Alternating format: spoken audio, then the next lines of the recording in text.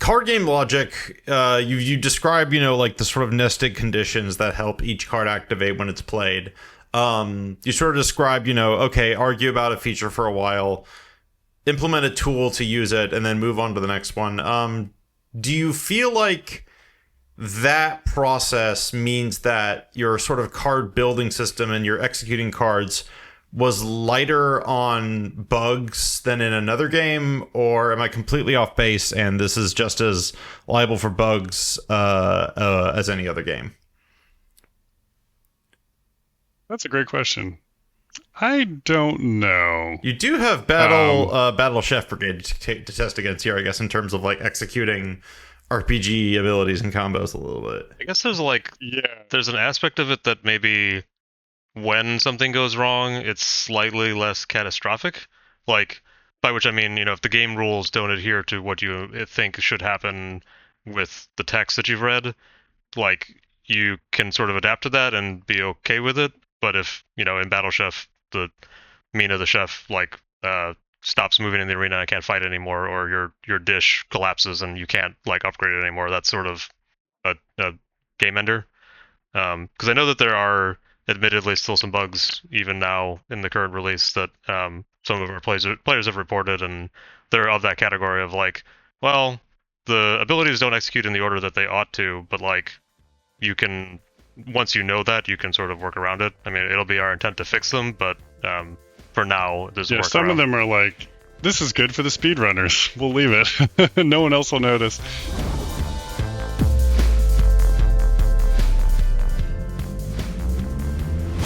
Hello and welcome to the Game Developer Podcast. I'm your host, Senior Editor Bryant Francis. I've got a soft spot for the folks at Trinket Studios. They made one of my favorite games of 2017, a unique fantasy adventure called Battle Chef Brigade. The gorgeous art, stellar combat, and great use of match 3 mechanics made it stick in my brain all these years later. After going dark for a bit, they're back with a new game called Battle Suit Aces, a card battling role-playing game with one of my favorite types of robot, the mech. And while the game's got a fun story filled with a colorful cast of characters, it's the story of Trinket Studios and the making of Battle Suit Aces that caught my interest. Today, we're talking to Trinket Studios co-founders Tom Eastman and Ben Perez about building RPGs on top of card-based mechanics and what happens when you need to rescue your game from the claws of a publisher being smothered by David Zaslav. Enjoy. Ben and Tom, welcome to the Game Developer Podcast. It's great to have you today. Thanks for having us. Yeah. First off, congrats on the launch of Battle Suit Aces. This game is real neat. Did I just say Neil Reed on a podcast? Normally that would be oh man, I need to start this whole thing over. But no, we're sending that in the world. We're sending Neil Reed. It's actually one of our 70 plus characters, Neil Reed. Neil Reed. It's like Neil Breen, but actually a good filmmaker. Though you could argue Neil Breen is a good filmmaker, just in his own terms. But yeah, this game is a lot of fun. I'm enjoying playing with it. I've always the first thing that always draws me to your guys' games is the character art.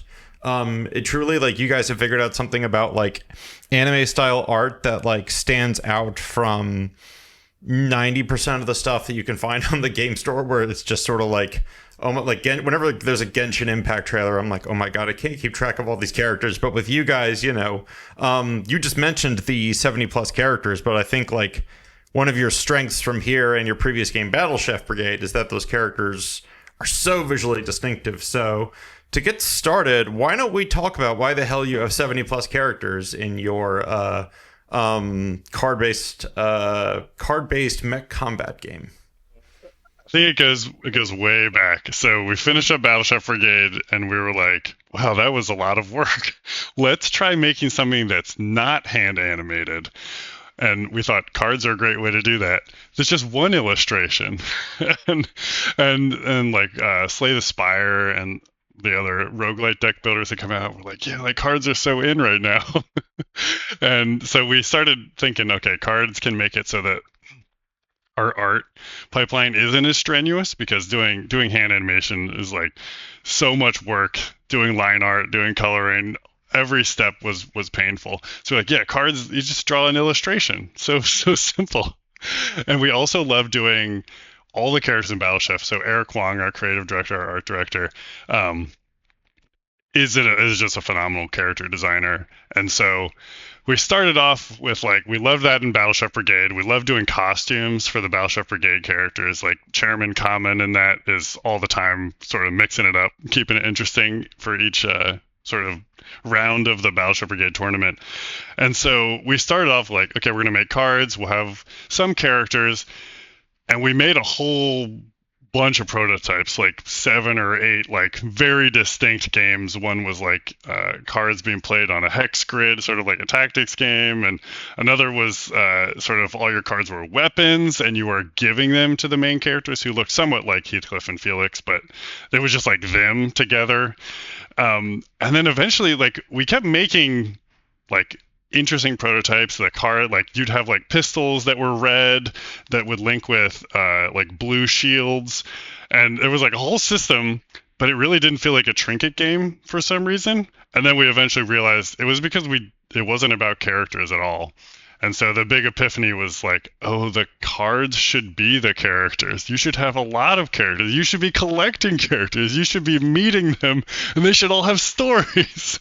And then eventually we ended up with a billion illustrations of characters with outfits, and then more and more like individual card art things. And then it was like, oh, well, we replaced hand animating like one like monster doing an animation with individual illustrations for every one of those. So it was just as much painstaking illustration probably, but at least it wasn't trying to be an emotion. But it really came from wanting to make a card game. And the other thing I didn't say was Battleship Brigade was a fantasy game. We were like, let's make a sci-fi game next because it's a very reasonable thing to do and sort of on the bucket list for all of us. Yeah, Ben, what do you remember about that time period? What, like, sort of that transition from the hex game, the limited art asset kind of game to what do you remember sort of about that eureka moment transition? Yeah, I think a lot of it, honestly, was sort of in one way or another not inspired by, but driven by the pandemic. Pandemic happened start of 2020, and we had just been maybe about a year into prototyping on these couple different prototypes, all of which had like the inklings of the seeds of fun, but it didn't feel like we had a who am I, what am I doing, why do I care gel yet. On top of the games, lacking polish, lacking mechanical depth. And so then we spent part of the pandemic sort of embedded in another team working on a different project, also a card game, and then came back to what is now Battlesuit Aces a couple of years later. And sometime in that time frame, we were all watching lots of TV at home, lots of stay-at-home stuff, and we all watched different things, but Star Trek was definitely a touchstone for all of us. And, in every one of those, there's sort of an episodic nature that's sort of like almost like a cozy blanket style, like, let's see what the gang's getting up to this time. And inevitably that involves like meeting a cast of new characters, and you're curious to see what the away mission is going to find here and who they're going to meet. And so I think like subconsciously that carried through a lot into everything that we started doing after the pandemic and after we started resuming work on this project. So yeah, definitely, like clearly there are anime through lines in all of this, but what Tom said about us wanting to dip our toes in the sci-fi waters, I think is that's sort of another source of that theme. Yeah, I was looking through sort of some of the stories you guys have told about making this game elsewhere, and I saw that along with, we're sort of talking about this moment you've discussed about going from, oh man, we have something interesting mechanically, but it's not clicking, and oh, we need characters, etc. A part of that was also, it sounded like you guys needed to start figuring out the sort of the stories and the settings for the game to begin to help answering these questions. What is your approach to starting to lay out that content without building out so far ahead that you make things that have to get cut when other things do? Like, what's sort of your method of keeping that in check? We have this like general philosophy that we built over the course of Battleship, and then I don't know, we'll reevaluate it after Battlesuit Aces, but the philosophy was sort of like we're building a tower out of like bricks or big stones, and whenever we get like you got to build like around the whole thing before you go to the next level. To some degree, you can have one side that starts getting a little higher, but you can't just like ignore a whole side of it. So a lot of the work early on was like prototyping mechanics and then building an individual episode, sort of like building a vertical slice, but not far enough to like really evaluate the whole thing. And so early on, we were doing sort of like the tests that were like, make a mock-up, then try to imagine a Star Trek episode in here, or like a Cowboy Bebop episode. And that led us down the road of like, okay, it's playable. Is it fun to have an A and B plot in an episode? And the answer was like, it's very confusing because the structure of Battlesuit Ace is you need to have some card battles in there. We have like more like non-narrative battles, the bounty system and puzzles in the sim chamber like after an episode, but we wanted the actual narrative ones to be like very informed by what's going on in the story. So it gets really weird and complicated if you start like splitting the crew up into like the away team is down here, like what part of your deck are you bringing with you, and like the other team is like fending off some problem like in the hollow deck or something. And so there was a lot of pressure. We still do that some in Battlesuit Aces. Like this episode, you're going to have you're not going to use your main deck, you know, that kind of thing. Or like we're going to split up the two away teams and you could decide who to follow. But generally it felt very confusing to be like, there are multiple settings happening at one time, and there's like a plot over here, and then you do a battle, and then you're like over here at this other plot. And so there was a lot of initial just testing out that, like, how does it feel to mix narrative and a card battle? And then at the same time, there was just so much exploration of like what it would mean to be a sci-fi Trinket game.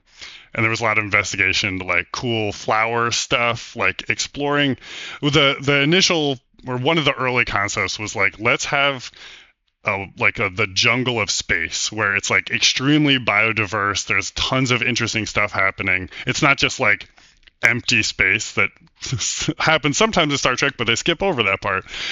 We wanted to be like, oh, this is a very dense, interesting part of space. And then once we got to the concept of like energy, like we didn't want to just throw away all of fantasy fun stuff. We wanted to have like crystal energy, some like space wizards if possible. And that all just like slowly coalesced into like the red, green, blue energy system and some of the more, unusual or non-tech abilities that are going on here. Yeah. Yeah, there's kind of I like when I'm playing the game, I'm a sucker. I love giant robots, and I love giant robots when you start building that connection with the pilot. And I'm still early, so I haven't seen how far that part of your narrative system goes, but I've already, when science fiction is already to some degree, like you take like the limits of what real humanity can do in space, and you just sort of put that in a box of, well, we solved that. Then you've already opened up a suspension of disbelief anyway, so why not, expand what you're playing with, right? Especially when what you're playing with can become tools for the player, to think about and manage and such. Absolutely. Yeah. Ben, when you think about the sci-fi inspiration of this game, what appeals to you? Because actually, funny enough, when it comes to like defining science fiction in games, I was just talking to the folks behind Ambrosia Sky about their approach, and it turns out this is like something that other devs, are like really trying to like, push and expand on creatively, so that you're not just remaking like Warhammer in universe after universe.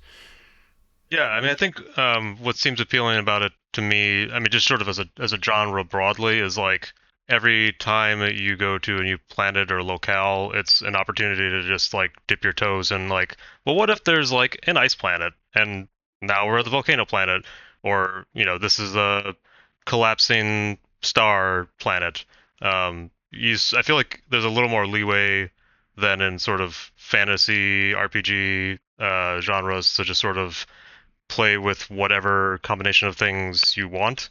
And I think we sort of do that too with the factions and characters in the game. Like, it's much easier to be like, oh yeah, out here in deep space, people get a little weird, and we could have some sort of tongue-in-cheek references to other sci-fi properties, and like the monsters can be all of a sudden you can sort of like shift lanes. It's got the sort of side quest mentality. It's like, don't worry about it. We're going to hand wave the fact that, yeah, you're on a mission to defeat the Sun Eater from, who's going to destroy the whole solar systems, but we need to take a break to go to a beach planet to have some R&R, right? Like, plausible deniability of it's in space and there's plenty of time, and just that opportunity to just sort of experience the full palette of like whatever environment we want, we can go there. Yeah. And you're sort of talking about the TV setup of it all too, which I also noticed, because every time you start a mission, you kind of have a cold open, and then you guys actually flash a title card every time with the episode name, and it goes Battle Suit Aces. That's me auditioning for your VO role. That seems like a feature how late did that feature come into the development? Because that's one of those little touches that I can tell was like such a choice, and I can't tell if it was like something easy, like something that was there from day one, something that came in to like make it all click together, or something that like was just sort of existing in different forms the whole time. Like it's drilling down into this one little TV moment. Like, what made you guys believe in that little that's a great touch? question, and the answer is really unusual, because we had quite a roller coaster of how TV episode-y should this be, and there was a phase when the map was actually more like select an episode, like it was more like a Netflix row or something. That's fun. And you'd like see two options of like just purely episodes, and it would say like featuring Felix or like featuring Daciana, and so like every mission would be tagged that way. And eventually we felt like it was too much. You didn't feel like you were exploring space. It didn't feel like an RPG. It felt like this weird like roguelite fake thing that like you didn't have real choices, and you didn't understand like what you were completing. You didn't have that sense of like crossing space. So we switched that to the map, and the like featuring became the crew missions. And then later, like this was always like in our minds, like in the code, like they're all called episodes, even though then we're like, yeah, maybe we should call them missions. Like this isn't an episodic game in the like video game industry sense where it's going to release episodically. So we'd kept that in mind. And then eventually we're like, yeah, we always wanted to have the logs at the beginning where they're like, this is my personal log, or this is just the captain speaking in his logbook, like Star Trek. That was important to us. And then that clearly like was setting us up to have that title card for a long time and introduce the episode names. And so that was brought back in, much later after that sort of episode select screen. But it's been like really important to us the whole time to make it feel like you're watching an anime. Yeah, it's funny, but if you make it, if you kept the Netflix style thing, it's the most realistic thing about scrolling through, opening up Netflix to watch a show would not necessarily be like, oh, the next episode is here. It's weirdly like, if I think about it like that kind of menu, it's scrolling through too much stuff to try and find the thing you want to watch before coming after it, which sounds glib, but also like the interface is as much designed for that as it is for selecting episodes. So unless like, I could see it maybe working in another game where a mission select has a more natural fit, but like I agree with what you said that, like crossing through space sort of has more potency. Let's talk about cards. Because you guys didn't just make like a story RPG with combat, you had to make a card game from scratch. How much can you tell me about what you guys learned about making card games? It sounds like you're working on another one with another indie team, whose name perhaps we'll never know. But what is the beginning point for making your own card game besides just looking at Magic or Pokemon or Hearthstone and going like, okay, I'm going to do that, but I'm going to change one thing? Like, what's your starting point for that kind of process? We, for better or for worse, like by training, we're two programmers, Ben and me, and Eric, the artist. And so we've always had to like figure out design together, and we've gotten a lot better at it over the years, but it has also meant we also all three have like fairly different like core game inspirations that we grew up with. So we like to approach design problems in the hardest way possible. So Battlesuit Aces started off as like sort of like Final Fantasy Tactics if it was on a hex grid, and the goal was you would merge characters together to make more powerful ones. And then it turned into this wrapper. You were like shoving archers into each other, and we're like, this isn't right, and it's not sci-fi. We kind of want to do sci-fi. What if these were mech parts? You're shoving mech parts together to build, like you'd get like a chassis and like a movement type, like legs or thrusters, and like a weapon, and you shove them together, and it looked like a little mech that you built on a tactics grid. And then eventually we were like, okay, what if there were cards involved, and that's how you like moved the characters? Like you'd play a boot on your mech that you'd built, and then it could get some movement. It's very complicated and like possibly a fun game, but it wasn't like character driven the way we wanted. So we kept feeling like, okay, this isn't us yet. But eventually it became more card oriented, and during the pandemic, as Ben mentioned, we sort of like retooled the whole thing, realized like these should be characters, the cards should be characters, and then we started paper prototyping that version. And that was the most important part that came out of that was the energy system, because we had to figure out like, how do you make, we wanted it to be a streamlined game. We wanted it to be the kind of game where you're not sitting there planning your whole game basically by staring at your initial hand and your draw pile. We wanted to be that's when we started doing the draft system, where you're presented with 2 cards and you're going to quickly make a decision there.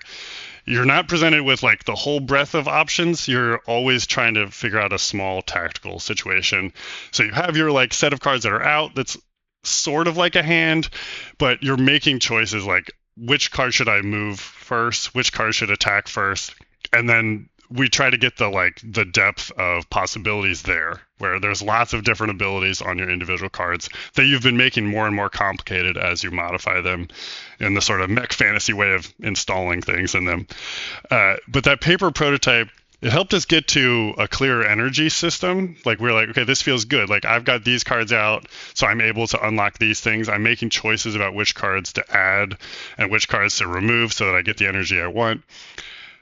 But then we hit that roadblock of like, so during this phase, it was like one of us would be like the enemy and one would be the player, and emulating what we thought would be like, we're figuring out how to make this system good.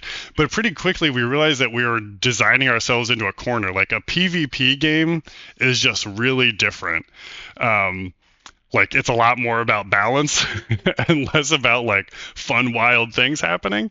And so we realized we were like making the numbers closer together, making things less interesting, making the abilities simpler, and it just wasn't fun.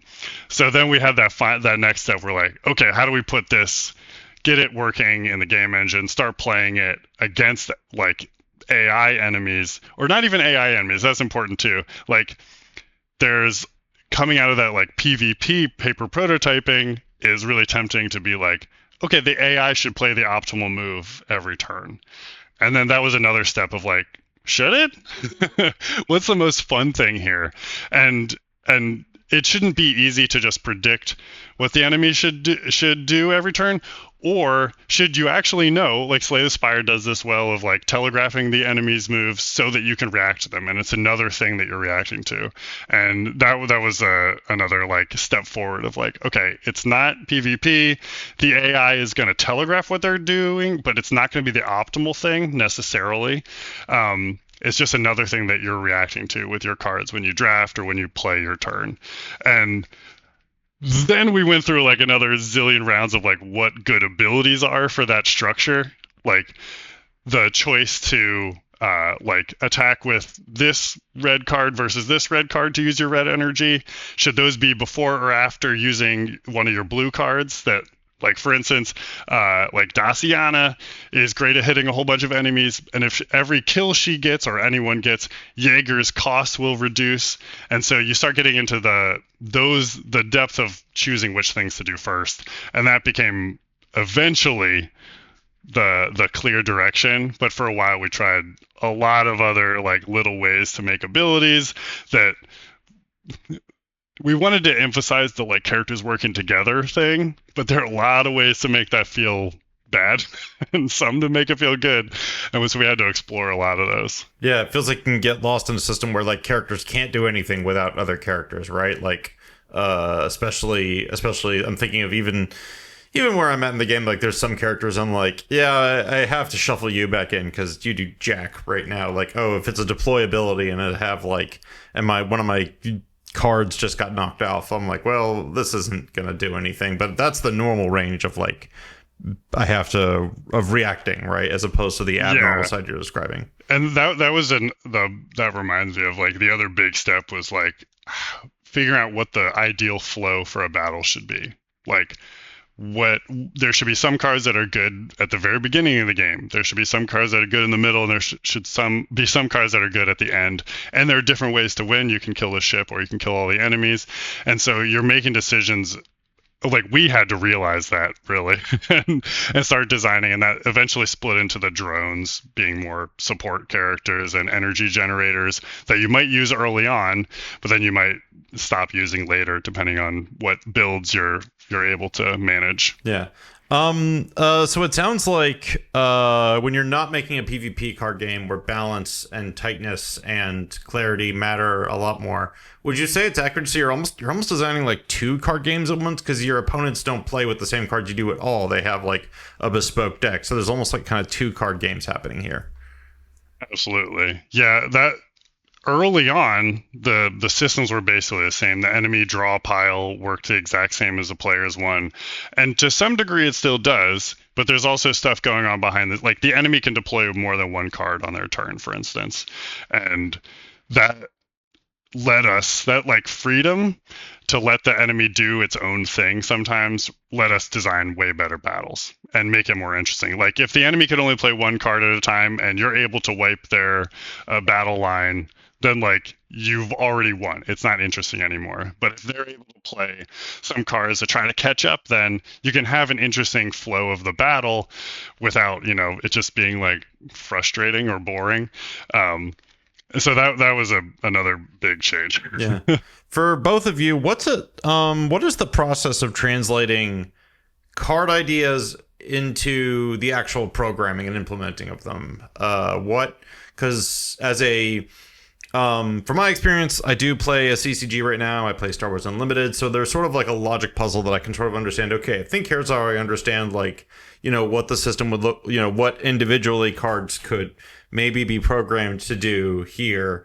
But I can't quite personally comprehend the process of taking, simple card logic that is easy to describe to a player and then making it work engineering wise under the hood. So what's going on under there? If you both don't mind like sharing what that process was like.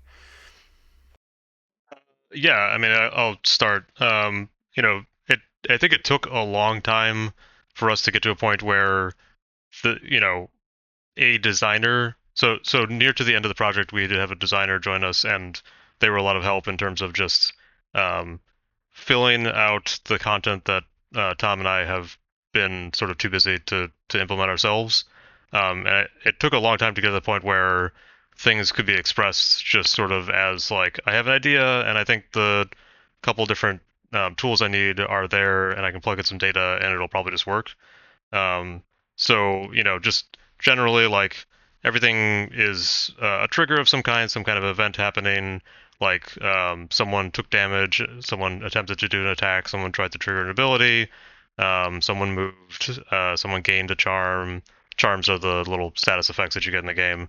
And so, like, I would say for maybe 85% of the project, it was a process of, like, Tom and I and Eric arguing somewhat vociferously about, like, I really think that defense charm is a good thing and we should have it. And somebody being like, no, I don't think defense charm is a good idea. And then we would spend a month debating whether to do it or not, and then assuming it, passed some threshold, be like, all right, let's implement this first charm that represents like the defense that absorbs damage before you take a hit.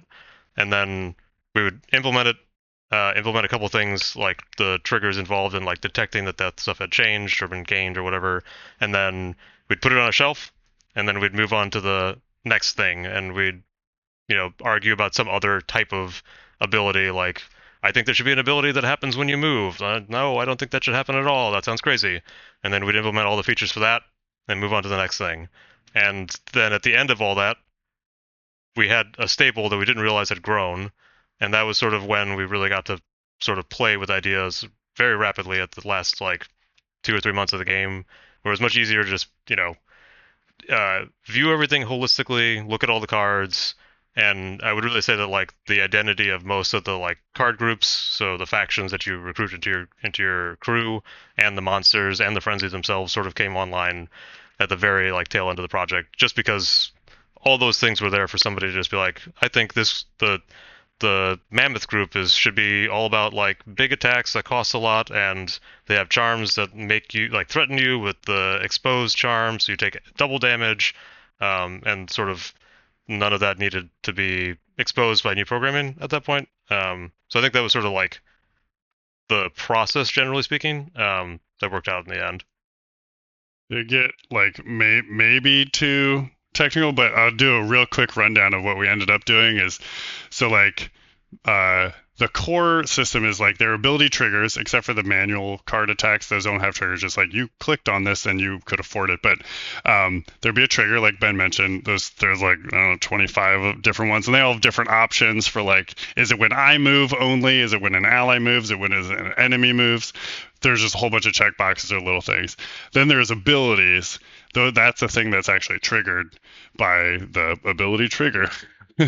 That ability has a whole bunch of like child executors, and that's the other side of, there are like maybe 40 of those, I don't know, quite a few.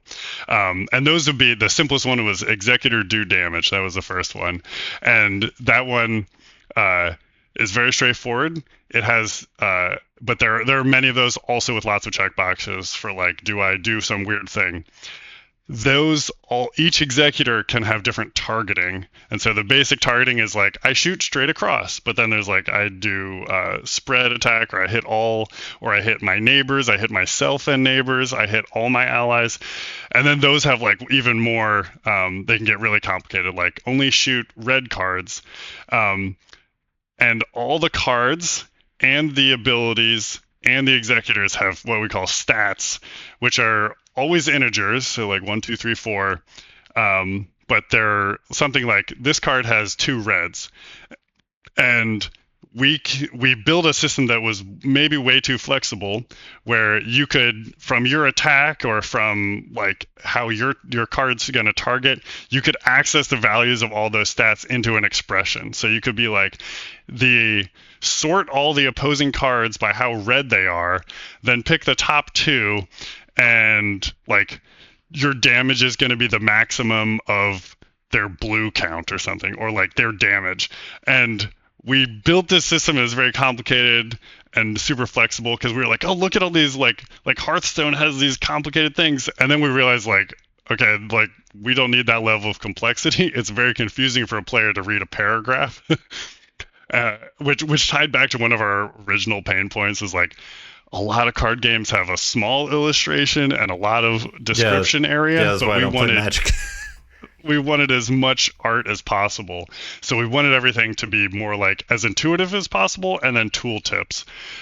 So we couldn't, it became like, there are a couple items that are still like take the max of 2 values or something. But originally there were cards that were like, the cost for me to fire is the enemy's energy. And that was like clever and cute, but it was very confusing to everyone.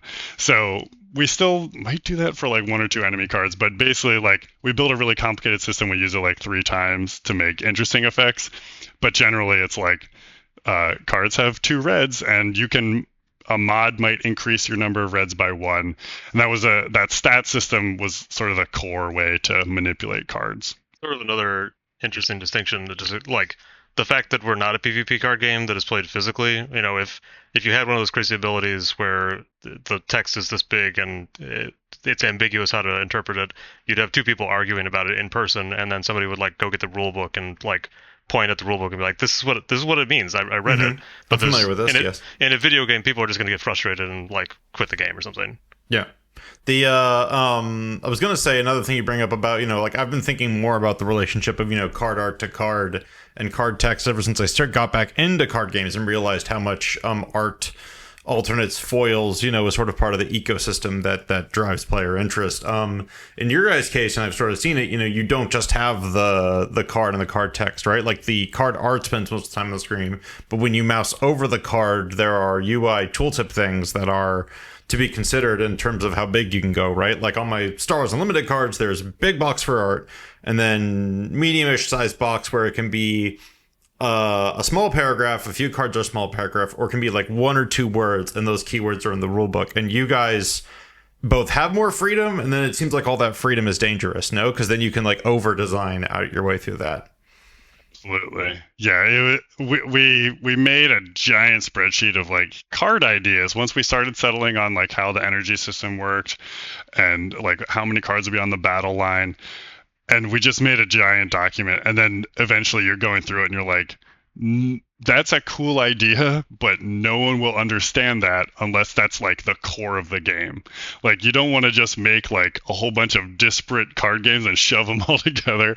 You need to have some cohesive factors, and it's much better too. Like you could design a million buffs and debuffs, but ideally they're working together, or cards can interact with them. Like the Suitsmiths with they're all about shielding and using armor, and if you don't have a cohesive system there, it's just nonsense. So we went way out with the brainstorming ideas and then tried to pair it all the way back in. And that was nice because each faction, we want them to have separate identity. And so it was like, okay, there's a clear role for like hunters here. We can grab these ideas and use them. But it wasn't like every card should be completely different and confusing. Yeah. Kind of a question about testing and maintaining this type of design system. Card game logic, you describe, like the sort of nested conditions that help each card activate when it's played. You sort of describe, okay, argue about a feature for a while, implement a tool to use it, and then move on to the next one. Do you feel like that process means that your sort of card building system and your executing cards was lighter on bugs than in another game, or am I completely off base and this is just as liable for bugs as any other game? That's a great question. I don't know. You do have Battle Chef Brigade to test against here, I guess, in terms of like executing RPG abilities and combos a little bit. I guess there's an aspect of it that maybe when something goes wrong, it's slightly less catastrophic. Like, by which I mean, if the game rules don't adhere to what you think should happen with the text that you've read, like, you can sort of adapt to that and be okay with it. But if, in Battle Chef, the Mina the chef, like, stops moving in the arena and can't fight anymore, or your dish collapses and you can't like upgrade it anymore, that's sort of a game ender. Because I know that there are admittedly still some bugs even now in the current release that some of our players have reported, and they're of that category of like, well, the abilities don't execute in the order that they ought to, but like you can, once you know that, you can sort of work around it. I mean, it'll be our intent to fix them, but for now, there's a some of them are like, this is good for the speedrunners. We'll leave it. No one else will notice. Though I will say that maybe there's always this category of bugs, and maybe this is just getting to what Ben was saying, like whether or not they're catastrophic. But there's always like items that not everyone is going to use, and not everyone is going to use the same way. But if you put some certain thing on some certain character, it's going to break the game. And that happened to us. One of the launch bugs we had was if you put this one item on Felix with Blue Crest, and then in this one mission, when there's a narrative moment and you have to deploy him, if you had this certain item, it would they're called rapid deploy, where you get to deploy him and then another card immediately after. It would break that narrative moment. And so like, there were like, Battle Chef Brigade had a good number of options. There were like 20 items maybe, but Battlesuit Aces has way more items and way more cards that are all unique. And so there's always like, how many weird combinations can we test? And we missed a couple. And that one ended up being like a certain item in a certain card in a certain mission and will cause a problem. And those are always, I don't know, they're if it happens in a very specific way, it's usually easy to fix, but it's hard to find. Yeah, that and you're sort of, did any players actually run into that one? Is that one of the first things you discovered? Like it launches and then Sally Ride 420 comes by and goes, "Hey guys, I broke the one mission." Like, is that how you found it? They show up on Discord and they give us an earful. Shout out to Sally Ride 420. Talking a little bit about sort of, if you don't mind me being blunt, it sounds like you guys worked on this game for a long time, and I know technically if you're working on a game that the first ideas you had for it were in middle school and you're still referencing character art from your middle school notebook, technically, you can run the length as that far. Like, oh, I've been prototyping this card game since whatever. But it does sound like, Battle Chef Brigade, it was 2017, we're in 2025. Do you guys feel like development on this was a really long time, or do you feel like it was kind of just the right amount of time? I think we definitely are not great at being good capitalists and probably should have made Battle Chef Brigade 2 very quickly. But that was really tied up in Adult Swim Games was the publisher of that, and they kind of collapsed. And we were into the process of making a DLC for that. And then we're like, oh, maybe we shouldn't do this thing that we don't have the rights to right now. And so we started prototyping other things. And also it's very easy to get burnt out on spending a lot of time. Battle Chef was basically 4/5 years. So we were like, I don't want to do this anymore. And that was maybe part of the push to go sci-fi. But we also didn't have the rights. And so we're sort of working with a publisher who wasn't going to exist or support us. And so we started prototyping other things. That's when we were getting into maybe this is a tactics game where you're merging archers or mechs together. And then the pandemic hit and we were embedded within another team for about 2 years. And then it was once we got out of that, we're like, okay, let's do the paper prototyping. Let's build this the right way. And then start pitching it before you run out of money. And that's when we found Outer Sloth, thank goodness. So I'd say it was a long time in sort of weird pre-production. But then once we actually decided we got to make this thing, it feels like it went really fast. Yeah, I was going to say, because when you do that math, it gets down to that's about a 3-year dev cycle, which is in my only work on games as a freelancer dev and have not led dev. To me, 3 years is this sweet spot that I wish I could see more games hit. But then you have games I brought this up a few times on the podcast, but it's Blueprints, 9 years, amazing game. How could I possibly just say, hey guys, you spent too long on that? What's that? You're one of the biggest releases of the year for indie puzzle games, and you're one person, and this was your side project. You can't really put a number on it, but it sounds like you guys actually, I confess to being a little worried because I was like, oh my God, 8 years. Please don't tell me they were working on this for 8 years. That stressed me out. Full-time work on it, I guess. For better or for worse, yeah, it was more it depends how you count the pitching process too. That was nearly maybe 6 months. You build a prototype, you're like, okay, this is pretty good. We've got a demo. People like this when they play it. Let's see if publishers want to give it money.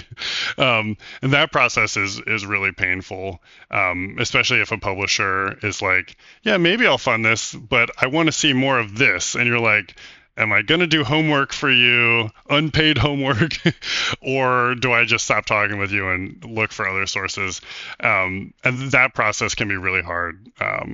Especially when you're trying to figure out the identity of the game too, or when it's not to the polished point that you want it to be. We didn't have voice acting in those initial pitches, even though it's an enormous part of the game now.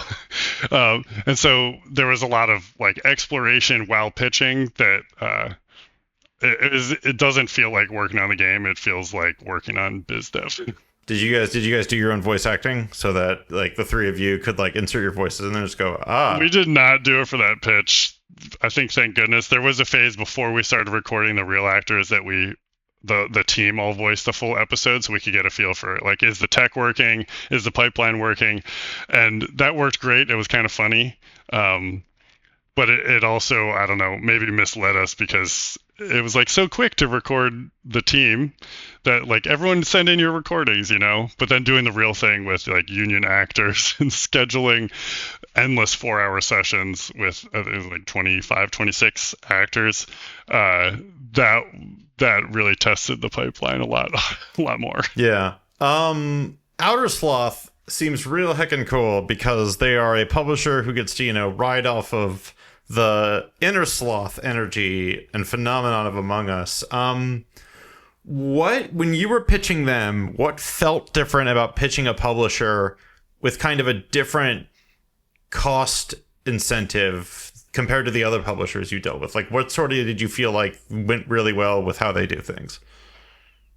I can't say enough good things about Victoria and Forest. The most obvious thing was like they were just being honest with us. It wasn't like, and I could be casual and clear with them too, and it felt like we were discussing games and not like trying to trick each other about pitch decks. There, like a lot of pitch decks, it's like, okay, how do you like smooth over anything about Battle Chef Brigade or other games? Like, how do you trick them into ignoring something, or like quote about how anime is becoming bigger and bigger, and like these things are true, but when it feels like you're trying to like trick someone into giving you money, that's like a terrible start to a relationship.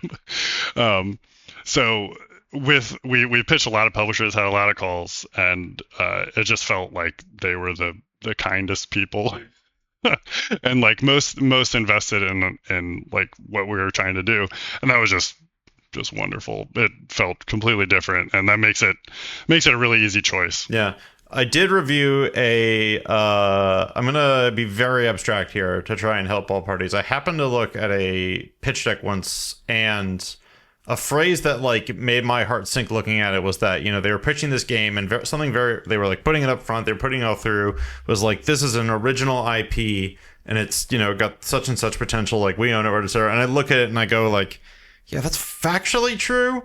But when I think like quote unquote original IP, like, one, I bang my head on the desk because that's not how I want to talk about anything, right? Like, and two, like, if your personal IP is built very much on visual references to other things, right? Which is distinct from what you guys do, because your guys' character art is so distinct. Even though it has homages, it still feels unique, right? But when a game, like, look, when you have limited resources and you can only go so far on your quote unquote brand identity, I swear to God, I'm gonna fucking have to go like do 3 Hail Marys after this for all of my biz speak. That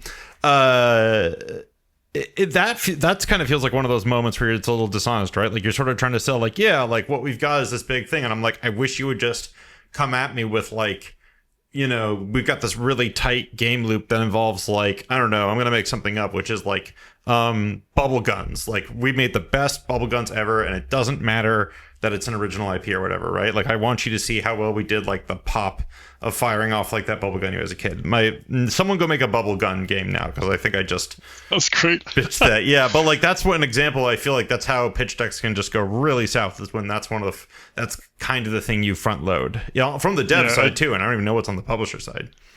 Yeah, adjacent to that are like putting comparison games or like revenue estimates, where you're like, okay, well, we'll just compare ourselves to Inscription and Thronebreaker and like Wild Frost or Slay the Spire, and it's like, well, yeah, so we're gonna expect to make $20 million on day one. Like, there's like no one reading that deck believes it. You don't believe it, and why is it in the deck? Why are you just bullshitting each other? And so like, that was such a dream to talk to Victoria and Forest and like be able to be honest about the things that would be hard to self-publish. That was like a huge decision to go with them. It was like, are we ready to self-publish? And when we'd had trouble with, Adult Swim games with some things, but then in the process of self-publishing, you're like, oh, I'm really glad they did those things for us. There are things that you love about having someone else be, responsible for big parts of the game and the marketing and QA. And then there are parts that you're like, please never do that. Let me do it. And we learned a lot about that this time. Yeah. This actually, we've accidentally like drifted back in orbit of the last episode I recorded, which was with Midwest Games CEO Ben Cavallo. Yeah. No idea if you pitched Ben, and we did. Oh, you pitched Ben. Okay, we'll leave it at that. He's got this pitch for like how the game industry can better function, where publishers lean in more on what you said, right? Like, the publisher's job isn't so much to build a catalog of things that it can then sort of sell, but more to be like a little bit of a service provider for devs. And you guys being, a core team of 3 with you mentioned bringing a designer on, and then sort of entities in the game industry where like, like instead of individual freelancers, you have people bundled together as companies that are specialized skill sets. Maybe you have like an outsourcing studio. Like, and then this method of more like sort of a bunch of bubbles that all connect together, as opposed to one big bubble that then gets bigger and then tries to find a bigger bubble to like latch itself onto. I don't know why I'm on bubbles today. Do you guys sort of see like that being a better model of the industry for you? You guys have been doing indie dev for an impressive amount of time with a small team. And do you sort of think that like this is something that would be healthier for everyone, or is this just like a pipe dream on my part? I think maybe we just don't have enough experience to really know, because I was like, maybe like there are times when, so there are like, I don't know, at least 25 people worked on Battlesuit Aces like across the project. And there are times when we're like, we have this problem, this person's going to solve it. And it's amazing. Like, we have some like cool tools to like basically export all assets that we need into a spreadsheet, and people can just basically self-serve and be like, okay, you're going to draw all the drones this week or next month, and like you can see what they do, you can see what the localization, like the localized description is for them, and you just hop in and you do it. And then sometimes that doesn't work at all, where you're like, you need to understand the minutia of this story or like this character's arc to do this, and the overhead of like managing your understanding of that is more than it'll take Eric to just draw it, and that's been an ongoing issue. Like, if you find the right people, everything goes smoothly. But if they're not like the most passionate person who cares about this game, it can be just a lot of overhead that's really painful. And we saw both sides of that with Adult Swim, I guess, is always our like touchstone. Like, we saw people who like love the game and put a lot of time and their own love into it. And then there were times where we're like, this trailer is terrible and we trusted you and we shouldn't have. And so like that balance is really hard. Like, you don't really know sometimes until you've worked with someone or gone into that bubble or tried out that flavor of bubble, and then you find out like, wow, we should have done that ourselves, or we should have found a different person. And so there's definitely I know a lot of teams, for instance, maybe the clearest thing for us is like, since we have 2 programmers, we do all the ports ourselves. Like, porting different interfaces is just part of how we build the game. Like, Battlesuit Aces always worked on all the platforms. But I know a lot of teams don't do that. Or like localization, like we're localized from the beginning. Those sorts of things are like, that's just how we do it. But if you had a team that wasn't 2 programmers, but was maybe like 2 artists and 1 programmer, like, you probably wouldn't want to do it that way. You would want assistance for that specific thing. So maybe like flexibility, and if the publisher has filled those bubbles with delicious talent, then you're picking and choosing. Like, that sounds pretty good. Yeah, that's I don't think I did a great job pitching Ben's vision, because it's clear in my head. Sorry. But, no, it's fine. No, you I loved your response. Like, thinking about like, it's about what he talked about, but it's also about like, how can the right people who not can just offer the technical skills, but like the creative overlap, right? Like, you want that, like, that's another piece of the puzzle, I guess. The like, how do you actually find those people and get them together in a way that makes financial sense for everyone? Because this is the like the vegetable as hell part of trying to figure out game industry stuff, when all you want to do is talk about cards and card art and stuff. Welcome to gamedeveloper.com. I was only gonna say God, I've completely lost that train of thought. But yeah, where I guess a cool thing about card systems, to bring it back to the heart of the cards, the very fun part of the conversation. A cool thing about card systems is, in theory, you can sort of keep shipping updates, and you can iterate them on them, and you can do like a a wave release, you can do like if you did a sequel, you would sort of be able to come in with like streamlined stuff. Do you guys see like the card system of Battleship Aces, Battlesuit Aces? I'm tired and stumbled through that. We did that for years. Do you sort of see like look at this sort of underlying card system and go, hey, like this can be a content machine for the game forever, or do you see it as like the game's kind of wrapping up but we would totally like work with the fundamentals for another game, or are you somewhere else? So the thing we pitched to everyone was, oh yeah, this is going to be so easy to add more to. The thing, and I think to a large degree, that's still what we want to do. That's still the right philosophy. But we realize a lot more about the downstream dependencies on like if we're like, let's just throw another pilot in the mix. That's more illustrations and then more VO sessions. And so if we add like a story thing, that's a lot more voice acting. But so sort of managing those things are like high on our list right now. Is like how do you help players get what they want without being like, whoops, we made a sequel as DLC, you know?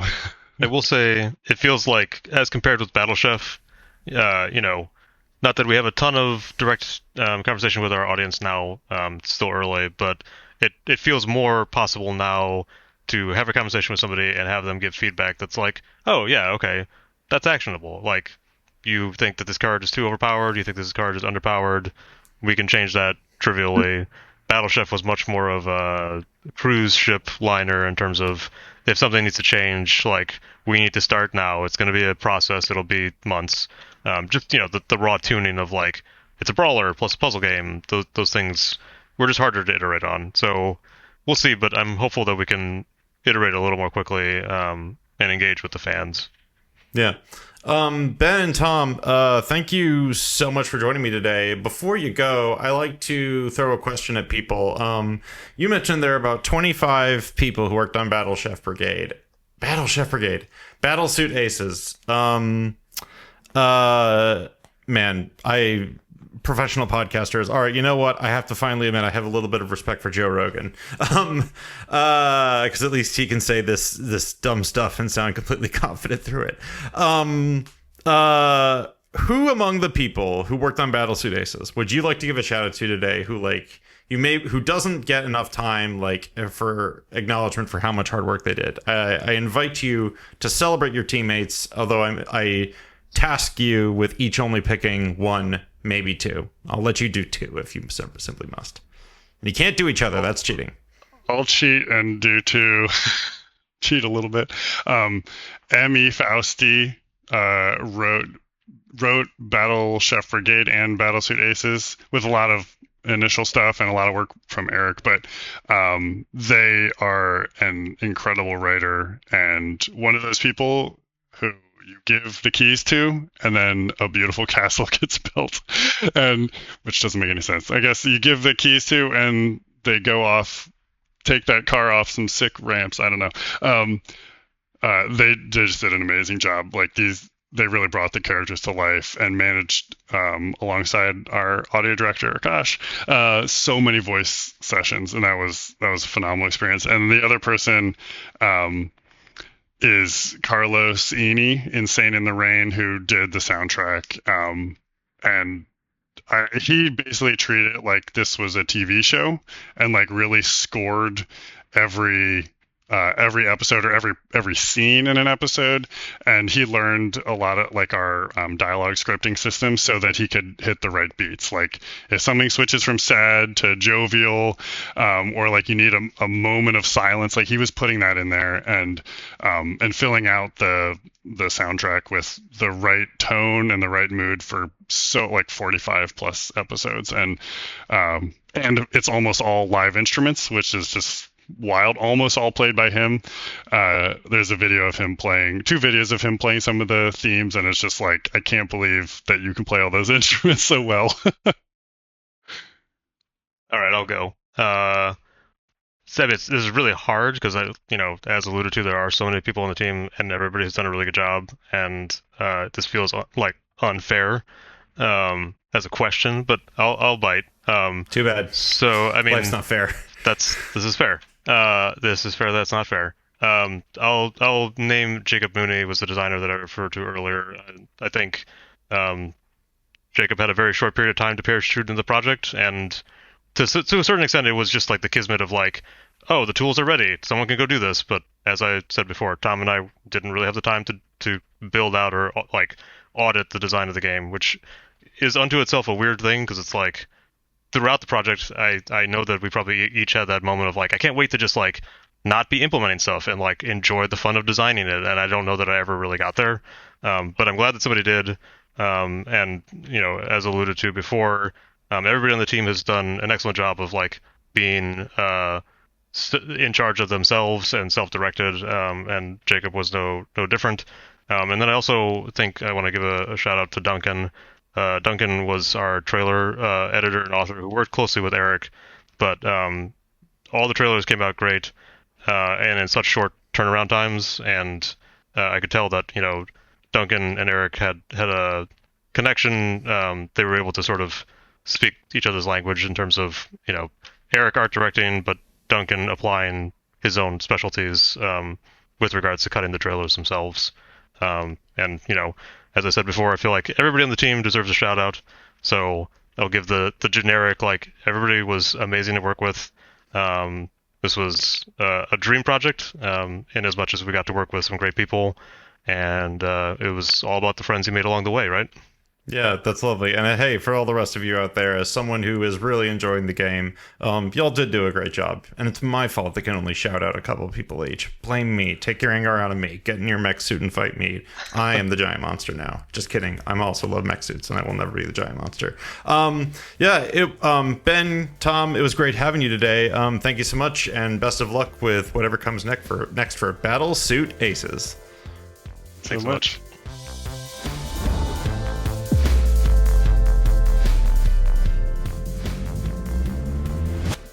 Big thanks once again to Tom and Ben for joining us today.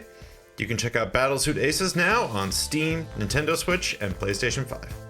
For more from us at Game Developer, please be sure to visit www.gamedeveloper.com, follow us on major social platforms, and subscribe to this podcast on Spotify, Apple Podcasts, or wherever you listen to podcasts. You can find me on Blue Sky at brianfrancis.me. Today's episode was edited by Pierre Landriau. Our theme music is by Mike Meehan. Thanks for listening. And if there's one big lesson to take away from today's discussion, find yourself a good lawyer.